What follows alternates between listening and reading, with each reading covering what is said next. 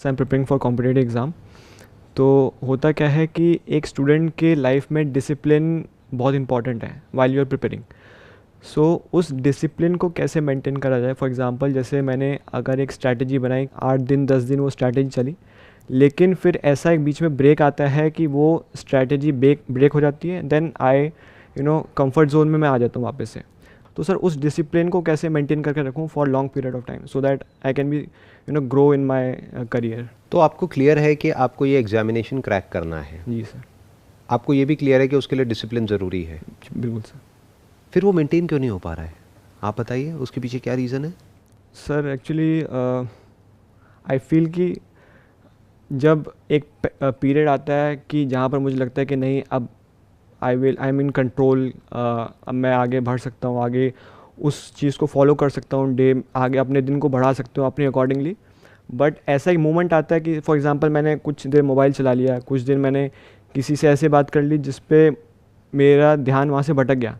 तो सडनली वहाँ से क्या होता है कि जो मेरा जो रूटीन है वो धीरे धीरे कम होते जाता है, और जो मेरा पुराना लाइफ स्टाइल है वो धीरे धीरे वहाँ उस पर हैवी होते जाते हैं, और उसको फिर वापस से फॉलो करना उस रूटीन को काफ़ी मुश्किल हो जाता है। बेसिकली यहाँ पर प्रॉब्लम क्या है कि एक तरफ आपकी बायोलॉजी है जिसको आपके इस एग्ज़ाम से कोई मतलब नहीं है, उसको सिर्फ इस चीज़ की पड़ी है कि मेरे को सेंसरी प्लेजर्स कहीं से भी किसी भी तरीके से मिल जाए, मतलब मेरे को मज़ा आता रहे, मुझे कुछ करना ना पड़े, बढ़िया से बढ़िया सेंसेशंस मिलती रहे, जो भी हमारे सेंसेस के थ्रू होती है, जितनी भी सेंसेशंस होती हैं, जितनी भी तरह की प्लेजर्स होते हैं, वो प्लेजर्स मिलते रहे और पेन ना हो।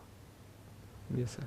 तो बेसिकली जो फंडामेंटली जो प्रॉब्लम है वो ये है कि अब या तो ये जो पढ़ाई आप कर रहे हो, ये जो तैयारी कर रहे हो, ये प्लेजर होता उससे बड़ा या एटलीस्ट उतना ही जितना कि वो है, वो जो सेंसरी प्लेजर्स हैं आपके लिए, है ना।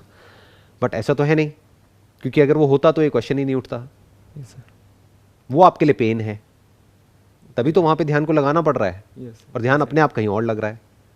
फॉर एग्जाम्पल मैं आपको एक सिंपल एग्जाम्पल देता हूँ। आपके दादाजी या आपके परदादाजी कोई भी आपको एक मैप दे देते हैं अपनी डेथ से पहले कि बेटा ये मैप है, वहाँ जाएगा हमारे उस पुराने घर में, तेरे को वहाँ पे खोदना है, और वहाँ पे नीचे ना कुछ खजाना दबा हुआ है जिसकी वैल्यू आज की डेट में करोड़ों रुपए की है। तो अब उसको खोदने में मानो 10 दिन लगने वाले हैं, और आप किसी और की हेल्प नहीं ले सकते, नहीं तो सबको पता लग जाएगा। तो अकेले आपको खोदना है अगले 10 दिन तक, या ये मान लो अगले 1 महीने तक। वो काम हो जाएगा या नहीं हो पाएगा? सर हो जाएगा। क्यों? क्योंकि आउटकम क्लियर है माइंड में कि 1 महीने बाद गारंटेड है कि मुझे ये मिल जाएगा। यस। अभी जो आप कर रहे हो वहां पे यही सर्टेन नहीं है कि आपका होगा या नहीं होगा। यस। एक रेस है जहां पे आप चाहे जितना मर्जी तेज भाग लो, बट अकेले आपसे कुछ नहीं होता, बाकियों पर भी डिपेंड करता है कि वो कितना तेज भाग रहे हैं। यस। अगर आपसे तेज भागने वाले बैठे हैं तो उनका हो जाएगा, आपका नहीं होगा। प्लस और बहुत सारे फैक्टर्स वहां पे प्ले करते हैं। उस मोमेंट में जिस वक्त आप वो एग्जाम दे रहे हो, तब आपका थॉट प्रोसेस क्या है, आपका माइंडसेट क्या है, यू आर नॉट श्योर कि होगा या नहीं होगा, तो माइंड उस डायरेक्शन में काम ही नहीं कर रहा। माइंड क्या बोलेगा अपने आप को कि मैं इतना एफर्ट कर तो रहा हूं, पता नहीं होगा भी या नहीं होगा। Exactly sir.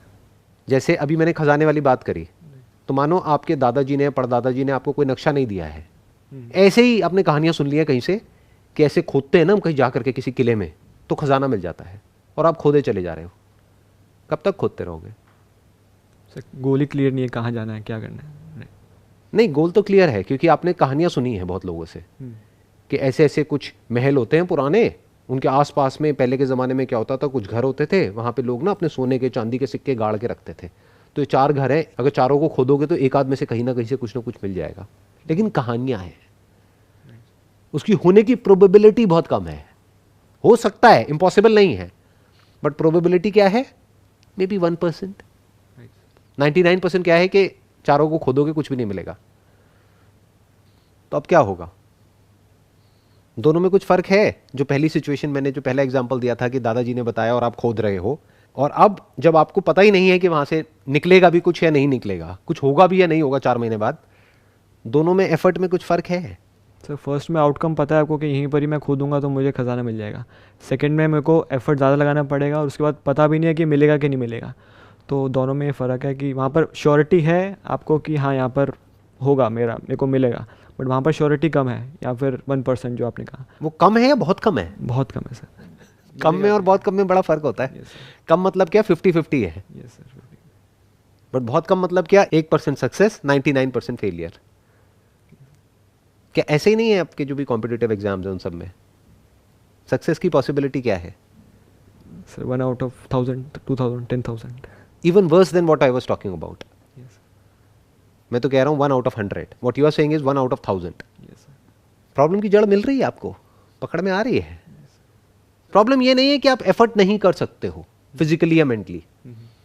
प्रॉब्लम ये भी नहीं है कि जो आपको प्लेजर्स मिलते हैं उससे आप अपना ध्यान हटा सकते हो, क्योंकि कुछ और इंटरेस्टिंग आपको नजर आता है तो वहां से ध्यान हट जाता है। जैसे मैंने वो एग्जांपल दिया ना, 1 महीने तक खजाना खोदोगे अपने दादाजी के कहने पे, तो उस वक्त क्या ये सब ध्यान आएगा कि मोबाइल पे कुछ देख लूं? माइंड में गोल बिल्कुल क्लियर होगा कि मैं एक खजाना खोदने का काम कर रहा हूँ, 1 महीने बाद यहाँ से कुछ निकलने वाला है। सर बट डेली का आउटकम हम कैसे सेट करें? फॉर एग्जांपल मैं स्टार्ट कर रहा हूँ, मुझे नहीं पता कि लेट्स से रात में क्या आउटकम निकल के आएगा। ये तो लॉन्ग टर्म की बात होगी फॉर एग्जांपल कॉम्पिटिटिव एग्जाम में। बट डेली बेसिस पे जैसे कुछ स्टूडेंट्स बात कर रहे हैं कि मैं डेली बेसिस पे गोल बनाता हूँ, और देन वो पता नहीं चलता कि 6 महीने बाद आप किस लेवल पे पहुँच जाते हो, और आपको एक एंड ऑफ लाइट, टनल के बाहर जो लाइट है वो दिखने लग जाते हैं कि हाँ मैं कर सकता हूँ क्रैक। बट वो उन्होंने बोला कि डेली बेसिस पे आपको चलना पड़ेगा, डेली बेसिस पे आपको एफर्ट डालने पड़ेंगे। तो वहाँ पर आउटकम स्टिल थोड़ा क्लियर होता है कि हाँ मैं अगर ऐसे ऐसे चलूँगा तो शायद। कोई भी ये नहीं बता सकता कि आप कितना काम करोगे और उसके बेसिस पे आपका क्रैक होगा या नहीं होगा। क्यों? क्योंकि हर एक के लिए काम की डेफिनेशन अलग अलग है। आप हो सकता है दिन में 4 घंटे काम करोगे और कोई सीनियर है जिसका क्रैक हो गया है, उसने आकर के आपको सलाह दे दी कि भाई इस तरह से अगर आप डिसिप्लिन को आप फॉलो करोगे, डेली दिन में 4 घंटे करोगे या 6 घंटे करोगे और ये करोगे और ये नहीं करोगे तो आपका हो जाएगा। वो किस बेस पे बोल रहा है? आपके बेस पे, अपने बेस पे, अपने एक्सपीरियंस के बेस पे। बट क्या आप और वो सेम हो बॉडी वाइज और साइकोलॉजी वाइज? आपकी जो साइकोलॉजी है, आपकी जो बॉडी है वो सेम है या अलग अलग है? बिल्कुल अलग अलग है सर। तो फिर ये फॉर्मूला कहां से आया? अब मैं आपको डिमोटिवेट नहीं कर रहा हूं, मैं आपसे सिर्फ क्वेश्चनिंग कर रहा हूं। कुछ लोग जो इंटेलिजेंट नहीं है ना, वो इन बातों को ये समझेंगे कि मैं डिमोटिवेट कर रहा हूं। मोटिवेशन का मतलब वो क्या समझते हैं कि कहीं भी रेस हो रही है वहां पे जाकर के बोलते रहो अरे बहुत बढ़िया हो जाएगा, तेरा हो जाएगा, never give up, never give up, go on go on go on. ये नहीं है मोटिवेशन।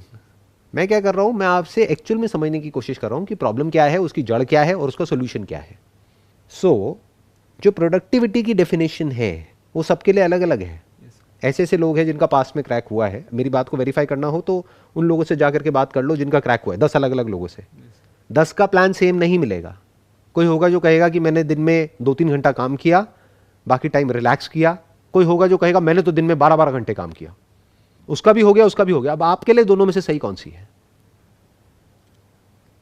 ऐसे समझना होता है कि 10 अलग अलग लोग अपनी अलग अलग स्ट्रैटेजीज बताएंगे। अगर आप ध्यान से समझोगे कि उसने क्या किया, कैसे किया। उन 10 में से किसी की गर्लफ्रेंड होगी, किसी की नहीं होगी। तो जिसकी नहीं होगी वो कहेगा कि मैं इन चक्रों में नहीं पड़ा, इस वजह से मेरा हो गया। Yes exactly. जिसकी होगी वो कहेगा कि उसने ही मुझे हेल्प किया।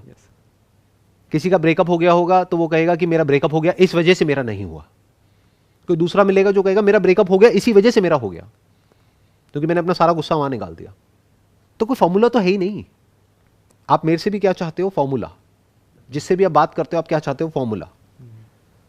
बट आपका कैसे क्रैक होगा, कैसे नहीं होगा, उसके लिए सबसे पहला स्टेप क्या होगा? पहले आपकी पर्सनैलिटी को समझना, आपकी साइकोलॉजी को समझना, आपके बैकग्राउंड को समझना। कुछ ऐसा हो सकता है कि जो भी आप तैयारी कर रहे हो इसको क्रैक करने के लिए वो इंटरेस्टिंग हो जाए, उसमें मज़ा आने लग जाए। Sir I have tried many times actually. जो मैंने ये फॉलो करा था 10-15 दिन का कि 15-20 डेज में पढ़ता हूँ, फिर देन ब्रेक हो जाता है। देन नेक्स्ट टाइम जब मैं प्लानिंग करता हूँ तो मेरा बेसिकली ये होता है कि जो पुरानी प्लानिंग है उससे थोड़ा सा डिफरेंट हो, बिकॉज अब फिर से उसी जोन में जाएंगे तो कहीं ना कहीं आपका जो माइंड कहेगा कि नहीं, आप 7 से 11 मैथ्स पढ़ते हो तो अब 7 से 11 थोड़ा कोई अदर सब्जेक्ट पढ़ो। इसमें मेन सब्जेक्ट्स कौन से हैं जिस पे आपको सबसे ज़्यादा ध्यान देना है? Basically mathematics. तो बेसिकली इसमें आप कह रहे हो कि जो एग्जामिनेशन आपको क्रैक करना है इसमें मैथमेटिक्स का बहुत बड़ा रोल है, सबसे बड़ा रोल उसी का है। जी सर। तो अब आपको क्या चाहिए कि किसी तरीके से उस सब्जेक्ट में आपको मज़ा आने लग जाए, उस सब्जेक्ट में इंटरेस्ट आ जाए। उससे ज़्यादा जितना कि आपको मोबाइल पे टाइम पास करने में आता है तो काम हो गया ना। Yes sir. ये है प्रॉब्लम की जड़। तो अब वो कैसे होगा? मैथमेटिक्स में इंटरेस्ट कैसे आएगा? जो भी मैथमेटिशियंस पास्ट में हुए हैं उनके बारे में पढ़ो ना। तो तो आपको पता लगेगा कि लोग कहाँ कहाँ तक गए हैं, किस किस लेवल तक गए हैं। उनकी बायोग्राफीज पढ़ो, कहानी तो है। अगर कोई ऐसी कहानी आपके दिमाग में बैठ जाए जो कि आपके माइंड में कोई आइडल बन जाए कि मुझे भी इसी लेवल का मैथमेटिशियन बनना है, तो मान लेते हैं आप उस लेवल का नहीं बनोगे, बट एटलीस्ट इस लेवल का तो बन जाओगे कि वो एंट्रेंस क्रैक हो जाएगा, आपका काम हो जाएगा। You must fall in love with mathematics, that is the solution of this problem, not discipline. Because if you are in love with mathematics and even if the outcome is not clear, you are enjoying what you are doing. Exactly. तो आपके 1-2 साल waste नहीं हुए, और कुछ नहीं तो 2 साल बाद आप एक बेटर मैथमेटिशियन बन गए जो थे 2 साल पहले। क्रैक नहीं भी हुआ तो नहीं भी हुआ तो कुछ मिल गया ना, आउटकम तो क्लियर हो गया। यस। तो अब इससे क्या हुआ, तीनों प्रॉब्लम सॉल्व हो गई। आपकी 3 प्रॉब्लम्स थी। एक थी कि जो काम आप कर रहे हो उसमें मजा नहीं है, तो मजा कैसे आएगा, मैंने आपको बताया। ऐसी कहानियां पढ़ो जिसको पढ़ करके, जिसके बारे में सुन करके वो इतनी इंस्पिरेशनल हो, उसमें कुछ ऐसा हो कि वो आपको अंदर से भगाए। उससे क्या हुआ, आपको अब वो करने में मजा आने लग गया। दूसरा, आउटकम को क्लियरली डिफाइन करो माइंड में। आउटकम मस्ट नॉट बी कि मेरा ये होना चाहिए, क्योंकि वो होना है ना होना आपके हाथ में नहीं है। तो आप क्या बोलो, हो गया तो बहुत बढ़िया है, मुझे ये करने में मजा आ रहा है। क्या करने में, मैथमेटिक्स सीखने में, और मैं ये करता रहूंगा अगले 1-2 साल तक। तो क्या बनूंगा मैं, या तो मैं एक बहुत अच्छा मैथमेटिशियन बन जाऊंगा, या मुझे जॉब मिल जाएगी। अब मेरे को जॉब तो मिल गई, साथ ही साथ मैं एक तगड़ा मैथमेटिशियन भी बन गया। तो आउटकम भी क्लियर हो गया, प्रोसेस में मजा आने लग गया, जर्नी में मजा आने लग गया। अगर ये 2 चीजें एक्चुअल में आप कर लेते हो, जैसे मैं बता रहा हूं, लिख करके पेपर पे अपने माइंड में, आउटकम को भी क्लियर कर लेते हो, प्रॉपर्ली डिफाइन कर लेते हो कि ये मेरा गोल है अगले 2 साल बाद, आइदर अ ग्रेट मैथमेटिशियन और a public sector employee. I am okay with both the options. और 2 साल तक की जर्नी में मैं अपने ऊपर काम करूंगा और अपनी स्किल को बेटर करता चला जाऊंगा, अपनी नॉलेज को और बेटर करता चला जाऊंगा। सिर्फ वही नहीं सीखूंगा जो सिलेबस में, इसके अलावा भी सीखूंगा। Now you are following in love with the subject and the journey. तो जब ये होगा तो क्या होगा, अपने आप ही ध्यान जो छोटे मोटे प्लेजर्स हैं वहां से हट जाएगा। वो सब चलेंगे साथ साथ में, बट कम, ऐसा नहीं छूट जाएंगे, बट उतने ही होंगे जितने की होने चाहिए। प्यास लगी, पानी पिया, काम खत्म। भूख लगी, खाना खाया, काम खत्म। फिर वो सब चीजें भी बुरी नहीं है। क्यों? क्योंकि अगर आप इतना एफर्ट लगा रहे हो अपनी नॉलेज को बेटर करने में, तो आपको बीच बीच में रिलैक्सेशन भी तो चाहिए ना। तो वो सब एक रिलैक्सेशन का काम करेगा। फॉर एग्जाम्पल, आपने बहुत काम किया, बहुत पढ़ाई करी, ये करा वो करा। डिसिप्लिन का मतलब ये नहीं होता कि गधों की तरह बस लगे रहो। उसका मतलब क्या है कि आपने 2, 4, 5 घंटे में आपने क्या अचीव किया है। तो आपको ये समझ आया कि अच्छा मैं यहां था 3 घंटे पहले, अब मैं यहां आ गया हूं, अब मेरी जो ब्रेन है, मेरी जो बॉडी है, वो रिलैक्सेशन मांग रही है। Let me go out and watch a movie. तो अपने आप को रिवॉर्ड दिया आपने तब जब एक्चुअल में कुछ अचीव किया। This is actual discipline. क्योंकि अगर इस तरीके से आप आगे बढ़ते हो ना लाइफ में, तो लाइफ में भी बहुत आगे जाओगे। नहीं तो होगा क्या, जैसे सब आगे बढ़ते हैं उस तरीके से अगर आप कहीं पहुंच भी गए, अगर आपको कोई जॉब मिल भी गई, तब भी उसके बाद कुछ चेंज नहीं होने वाला है लाइफ में, बल्कि लाइफ और बुरी हो जाएगी। क्यों? क्योंकि अभी तो फिर भी एक गोल है उसके बाद तो कोई गोल ही नहीं बचा।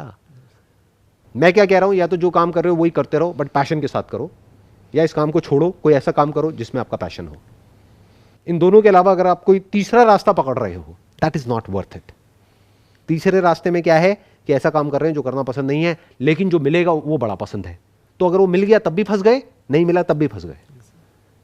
मिल गया तो प्लेजर्स में इंडल्ज हो जाओगे, और नहीं मिला तो रोते ही रहोगे, मैं फेल हो गया, मैं फेल हो गया। घर वाले भी सुनाते रहेंगे जिंदगी भर, खुद भी अपने आप को सुनाते रहोगे, एज अ लूजर अपने आप को देखोगे। तो जिस रास्ते की मैं बात कर रहा हूं उसमें आपका फायदा ही फायदा है, नुकसान है ही नहीं। Now I hope you got the answer. Yes. अब क्लियर कट आंसर मिल गया Yes. है ना। क्योंकि मैं आपको ये नहीं बता रहा कि आप क्या करो क्या ना करो, और कैसे ना करो, वो आपका डिपार्टमेंट है। मैं सिर्फ आपको ये बता रहा हूं कि एग्जैक्टली डीपली अगर आप प्रॉब्लम को समझोगे तो ये प्रॉब्लम है और ये उसका सोल्यूशन है। अब उसको कैसे निकालना है, या वो करना है, कुछ और करना है, ये सब कॉल आपकी है, वो आपका डिपार्टमेंट है, मेरा नहीं है। तो जो भी लोग देख रहे हैं, आई एम श्योर अगर वो भी डीपली समझ पाए हैं कि मैं क्या बोल रहा हूँ, किस लेवल से बोल रहा हूँ, और आप भी अगर समझ पाए हो, तो आई एम श्योर कि अब आप बहुत क्लियरली चीज़ों को देख सकते हो। और बड़ी आसानी से सॉल्यूशंस निकाल सकते हो अपनी प्रॉब्लम्स के। Wish you all the best thank you sir, thank you sir. May God bless you.